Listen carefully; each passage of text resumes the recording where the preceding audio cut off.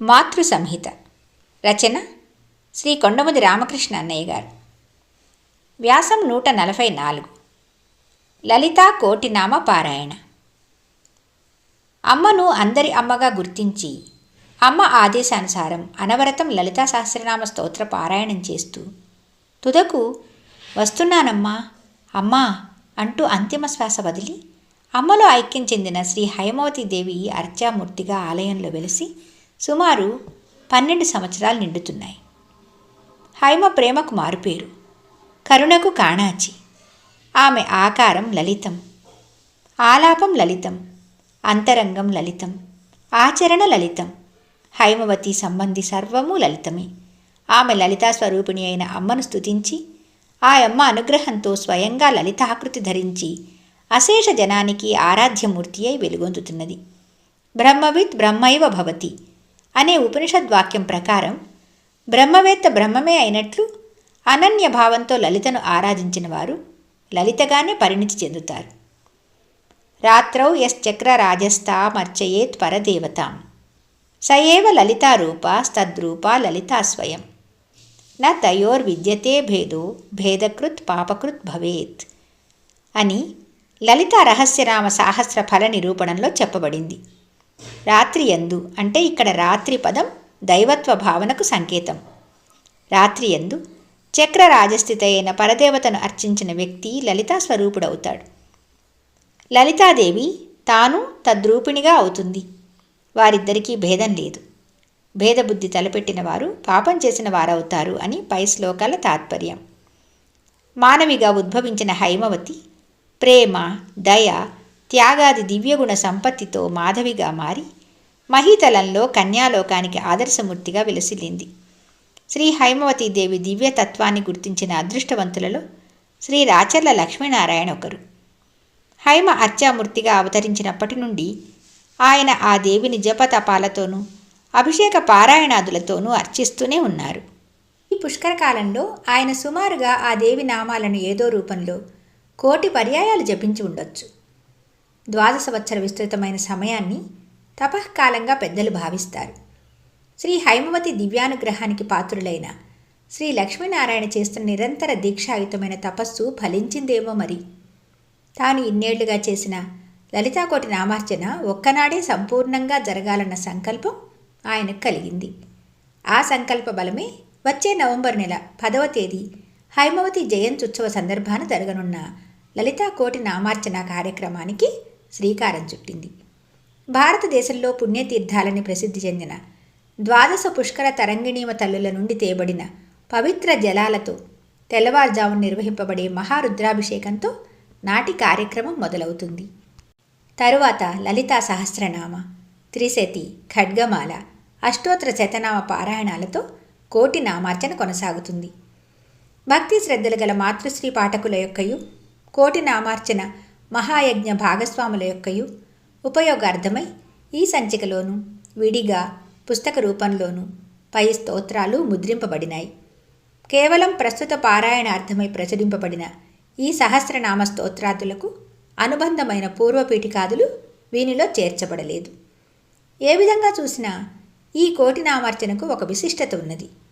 హైమ అర్చామూర్తి అయి పుష్కర కాలం అవుతున్నది.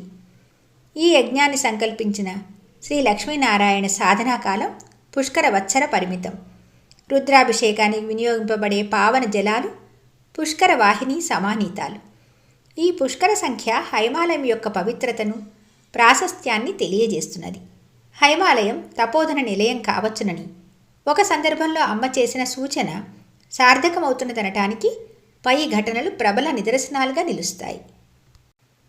సర్వాత్మన సౌకుమార్యం, సౌమనస్యం, పావనత, విశ్వజనీనత ఎన్నో సుగుణాలు తనలో జీర్ణింపజేసుకుని తన జీవితాన్ని లలితాంబిక చరణ కమలాంకితం గావించుకొని తాద్రూప్యాన్ని పొందిన శ్రీ హైమవతీదేవి ఆలయ ప్రాంగణంలో జరగనున్న ఈ లలితాకోటి నామార్చన బహుళ ప్రయోజన సంధాయకం కాగలదని మా విశ్వాసం.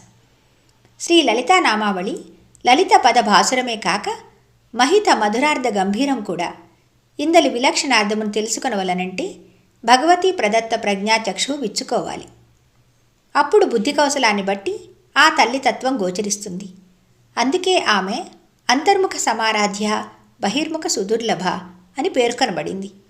అంతేకాక లలితా నామ సహస్రాన్ని రహస్య నామ సహస్రం అన్న హయగ్రీవ వచనం ఈ సందర్భంలో గమనించదగ్గది. ఉదాహరణకు చతుర్బాహు సమన్విత అన్న నామాన్ని పరిశీలిద్దాం. దేవికి స్థూలము, సూక్ష్మము, పరము అనబడే త్రివిధ రూపాలున్నాయి.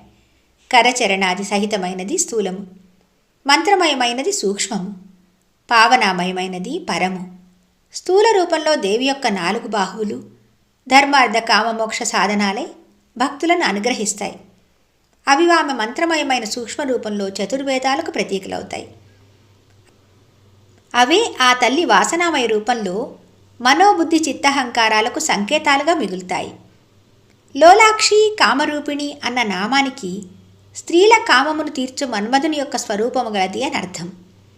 కామాభిమాని యోగీశ్వరి రూపిణి అని మరొక అర్థం. అష్టమాతలలో ఒకతేగు యోగీశ్వరి కామాది దేవత. అంటే కామక్రోధాది భావనలు కూడా దేవీమయాలే. ఆ శక్తి కానిది ఏదీ లేదన్నమాట. ఈ విధంగా వివరించుకుంటూ పోతే సదసచ్ఛాహమర్జున ఇత్యాది గీతావాక్యాలు. ద్వంద్వాలు ఈశ్వర స్వరూపాలే, సృష్టే భగవంతుడు మొదలైన అమ్మ వాక్యాలు పై నామాల్లో పరమ రమణీయంగా గతార్థాలవుతాయి. ఒక విధంగా చూస్తే సహజ లాలిత్యాన్ని సర్వాంగాలలో సంతరించుకున్న లలనలందరూ లలితామూర్తులే. ప్రతి స్త్రీ పరదేవతామూర్తియే, ప్రతి పురుషుడు పరమేశ్వరుడే. ఈ భవ్య భావనను పొందగలిగితే అందరము శివాకృతులమే అవుతాం. పురుషుడు కామేశ్వరుడైతే స్త్రీ కామేశబద్ధ మాంగల్య సూత్రశోభిత గంధర అవుతుంది. అతడు సదాశివుడైతే ఆమె సదాశివ పతివ్రత అవుతుంది. అతడు భక్తుడైతే ఆమె భక్తహార్దతమోభేద భానుమద్భాను సంతతి అవుతుంది. ఏవం విధ లలితానామ నిరంతరానుశీలనం వలన మానవులు దివ్య విభూతులను పొంది లలితాత్మకులవుతారు. ఈ రహస్యార్థాలు తెలిసినా తెలియకపోయినా ఆ మాత నామపారాయణ ప్రీత కాబట్టి భక్తి ప్రపత్తులతో తన నామాలను జపించిన బిడ్డలను భక్తి వశ్యయై భయాపహయై పరిపాలిస్తుంది. ఈ విషయాలను తెలిపి తరింపచేయటానికే అమ్మ ఈ లలితాకోటి నామార్చన ప్రేరణగా పరిణమించి మనలను ఈ యజ్ఞార్థ కర్మలో సాధనాలుగా సమాయత్తపరుస్తున్నది. ఈ మహనీయ భాగధేయాన్ని ప్రసాదిస్తున్న అమ్మను కళ్యాణగుణ లలితాకృతులనుగా మనలను మలచుకొమ్మని సాంజలి బంధంగా వేడుకొందాం. అక్టోబర్ 1979. వ్యాసం 145. కోటి నామ పూజిత. శోభ, విలాసము, గాంభీర్యము, మాధుర్యము, స్థైర్యము, తేజస్సు, లాలిత్యము, ఔదార్యము ఇవి లలితాంబిక లక్షణాలుగా శాస్త్రం చెబుతున్నది. ఈనాడు మనం అమ్మ స్వరూపాన్ని, అమ్మ స్వభావాన్ని జాగ్రత్తగా పరిశీలిస్తే పై లక్షణాలన్నీ అమ్మలో పుంజీభవించినట్లు అర్థమవుతుంది. లలితాంబిక పాదములు, కరములు, అంగుళములు, నయనములు, నాసిక, ముఖము, లలాటము ఒకటేమిటి, సర్వావయములు సౌందర్యోపేతములు. కనుకనే లలితాంబిక మహాలావణ్య సేవధి. ఇక నేడు అమ్మను చూస్తే సృష్టిలోని సౌందర్యమంతా ఒక మానవాకృతి ధరించి మన ముందున్నదా అనిపిస్తుంది. అమ్మ సౌమ్య, స్వభావ మధుర. అమ్మ విశ్వమాత, విశాలాక్షి, విరాగిణి. అమ్మ అన్నద, అజ్ఞానధ్వాంత దీపిక, ఆబాల గోప విదిత. అమ్మను అవలోకిస్తూ ఏ నామం స్మరించినా ఆ నామం అమ్మను గురించే చెప్పినట్లుగా అనిపిస్తుంది. చిదంబరరావు తాతగారు, లక్ష్మణాచార్యులు గారు, పెమ్మరాజు సత్యనారాయణ గారు ఎందరో అమ్మ చిన్నతనంలోనే అమ్మను రాజరాజేశ్వరి అవతారంగా అవగాహన చేసుకుని ఆరాధించారు. తపోలబ్ధేన దివ్యేన జ్ఞానాగ్నిమయ చక్షుషా పశ్యామిత్వాం మహాదేవీం మాయాం మానుష విగ్రహాం హృది స్ఫురతి దృష్ట్యా త్వాం లలితా సౌమ్యరూపిణి అపి చండీ మహాఘోర లోక సంహారకారిణి అని శ్రీ ప్రసాదరాయ కులపతి స్తుతించారు. ఇమాం అనే ఒక ముస్లిం యువకుడు అమ్మ సంకీర్తన నామాన్ని రూపొందించాడు. అది దేవప్రేరణ అనే అతని విశ్వాసం. అదే ఇప్పుడు జిల్లెళ్లమూడిలో అఖండంగా సంకీర్తన చేయబడుతున్నది. జయహో మాతా శ్రీ అనసూయ రాజరాజేశ్వరి శ్రీ పరాత్పరి. మొదటి నామం మాత. అది లలితా సహస్రనామాల్లో మొట్టమొదటిది. మిగతా నామాల్లో ఒకటి అమ్మ ప్రస్తుత వ్యవహార నామం. మిగతా 2 నామాలు కూడా లలితా నామాల్లోవే కావడం అత్యంత విశేషం. అమ్మను గాయత్రీదేవిగా దర్శించారు శ్రీ లక్ష్మీకాంతయోగి. రాజరాజేశ్వరియే అని ఉద్ఘాటించారు శ్రీ కాశీ కృష్ణాచార్యులు. శ్రీ లక్ష్మణ యతీంద్రులు ఆ వేదవేద్యుడే రాముడు, ఆ రాముడే లలిత, ఆ లలితయే మన అమ్మ, అమ్మ మరో రూపమే హైమ. మనందరము కూడా లలితామూర్తులుగా మలుచుకోవాలన్న అమ్మ అభిలాషే ఈ పారాయణ కార్యక్రమానికి మూలం అని వివరించారు. అమ్మ ఒకసారి చెప్పింది, ముందు మనం నామాన్ని పట్టుకుంటే తర్వాత నామమే మనను పట్టుకుంటుందిట. పూజ కానీ ప్రార్థన కానీ మనం చేసేదేముంది, వాడే మన చేత చేయించుకోవాలి అని లోగడ అనేక పర్యాయాలు అమ్మ ఉద్బోధించింది. కనుకనే అమ్మ మన కోసం ఇంత పెద్ద పెట్టిన నామపారాయణ కార్యక్రమం ఏర్పాటు చేసింది. అంటే ఆనాడు మాత్రమే 1,000 నామాలు చేసి దానిని అంతలోనే విస్మరించాలని కాదు, ఆనాడు అనుభవించిన ఆ నామామృత రుచిని సుస్థిరం చేసుకోవాలని. అంటే నిరంతరం ప్రతి హృదయంలో లలిత నామ మధురనాదం ప్రతిధ్వనిస్తూ ఉండాలని. అంటే నామరూపంతో ప్రతి హృదయంలో అమ్మ స్థిర నివాసిని కావాలని. మరి నామానికి నామికి అభేదమే కదా. పర్యవసానంగా మనందరం లలితామూర్తులుగా పరిణామం చెందాలని అమ్మ మధురోహ. అమ్మ కూడా అనేక సందర్భాల్లో తన అతి మానవ తత్వాన్ని దైవత్వాన్ని సూచనప్రాయంగానే కాక ప్రస్ఫుటంగా కూడా ప్రకటించింది. తన సర్వమాతృత్వాన్ని అనవరతం పలు రీతుల్లో ప్రవచిస్తూనే ఉన్నది. మీరు నా బిడ్డలే కాదు, నా అవయవాలు కూడా అని చెబుతూ అమ్మ కాలి నొప్పి చేతికి తెలీదు, చెయ్యి నొప్పి చెవికి తెలీదు, కానీ మీ అందరి నొప్పి నాకు తెలుస్తుంది అని వివరించింది. మీరంతా నేనే, మీదంతా నేనే అని అమ్మ స్పష్టపరిచింది. ఈ ప్రకటన వల్ల అమ్మకు సృష్టితో అంటే మనతో గల తాదాత్మ్య స్థితి, అవినాభావ సంబంధము అభివ్యక్తం అవుతున్నది. ఈ ప్రకటనకు అమ్మ లలితా స్వరూపిణియే అన్న భావనకు బలం చేకూర్చే సంఘటన ఒకటి జరిగింది నవంబర్ 10వ తేదీన. 1,000 నామ పారాయణం గురించి ఆ రాత్రి 7 గంటలకు కొందరు గణిత ప్రవీణులు కుస్తీ పడుతున్నారు. కొందరు 1,000 పూర్తయిందంటున్నారు, కొందరు కాలేదంటున్నారు. అంతలో అమ్మ హైమాలయంకు వచ్చింది. ఈ సంగతి విని సాయంకాలం 6 గంటలకే పూర్తయిందని చెబుతూ శ్రీ లక్ష్మణ యతీంద్రులకు ఆ విధంగా ప్రకటన చేయమని చెప్పింది. వారు చేశారు. కానీ కొందరు సంశయాత్ములు ఆ మాటను విశ్వసించలేక లెక్కలతో సతమతమై తుదకు 1,00,000పై 8 లక్షలు పూర్తయిందని లెక్కలు తీర్చారు. అప్పటికి 7:30 అయింది సమయం. అంటే అమ్మ చెప్పినట్లు 6 గంటలకే 1,00,000 పూర్తి అయిందన్నది సత్యం. అందరూ అంత కష్టపడి చేసిన లెక్క అమ్మ ఎట్లా చేసింది? ఇందరు చేసినా అందరూ అయి ఉన్నది తానే కనుక తెలిసి ఉండాలి. చేసినది ఎందరైనా అవి చేరినది తనకే కనుక తెలిసి ఉండాలి. 1,00,000 నామపూజిత అమ్మ ఆనాడు 1,00,000 వెలుగులతో దీపించింది. నవంబర్ 1979.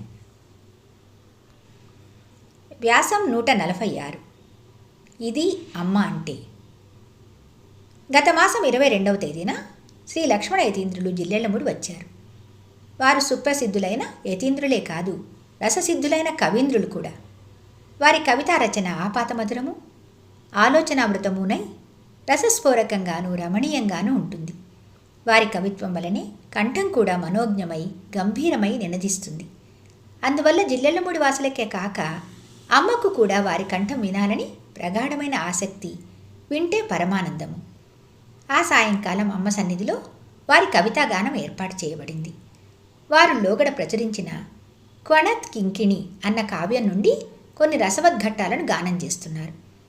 యతీంద్రుల వారు వారి ఆరాధ్య దైవమైన కన్నయ్యను గురించే పాడుతున్నప్పటికీ కన్నమ్మ పదాల మ్రోల ఉన్నందున తత్ప్రభావితులై పరమానందభరితులై కన్నయ్య కన్నమ్మలకు అభేదంగా ప్రవచనం చేస్తున్నారు. కృష్ణుడు గోపికల సంబంధం వర్ణిస్తూ ఒక పరమ రహస్యం బహిర్గతం చేశారు. కొందరు మేము ఎక్కడో ఉన్నాం, ఇక్కడ అతుక్కున్నాం అనుకుంటున్నారు భ్రాంతితో. అందరూ ఉన్నది ఈ పాదాల దగ్గరే. అందరం ఇక్కడే పుట్టాం, ఇక్కడ నుండి కొనలు సాగుతున్నాం అనుకుంటున్నాం.